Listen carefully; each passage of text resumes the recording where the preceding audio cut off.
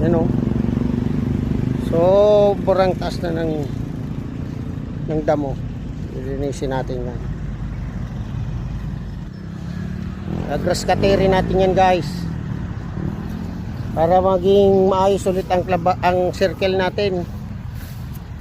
Ayan. Tingnan mo oh. Mataas na yung damo. Mamaya lilinisin natin yan.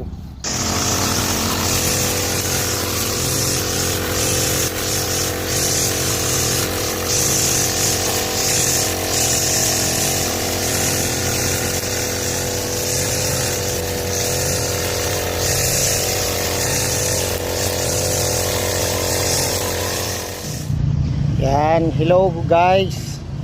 Sa wakas natapos ko na rin yung pag-grass cutter dito sa circle. Ayan. Sa tulong grass cutter na binili natin guys. Sa kabila ng kapal ng damo, nairaos natin at naging maayos yung ng performance ng ating grass cutter. Matibay. Kaya ayan guys ang resulta. Ayun oh.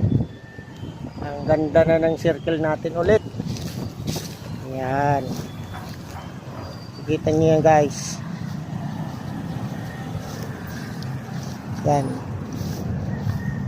Nabot rin ako ng siyam-siyam dito sa sukal no. Makapal na yung damo. Ayan. Kahit paano nalinisan na natin yung circle. Nalinis na. Ito, kailangan siguro nito ng repaint kasi may mga vandals na eh. Ayan, para mas lalong gumanda ulit, mabubuhayin natin kung pwede. Ayan. Tayong mga BOD na lang kung paano natin pag-usapan natin kung paano maging maayos ulit ito. Tapos yung mga kalat doon ng pinagawang sa imbornal, dapat malinis sana yun eh. Ayan. Oh, linis na yan guys. Doon si Pres Arthur naglilinis ng mga dumi-dumi. Yan. Hindi na siya masyadong madumi tingnan. Wala na yung sukal ng damo, pati yung gilid.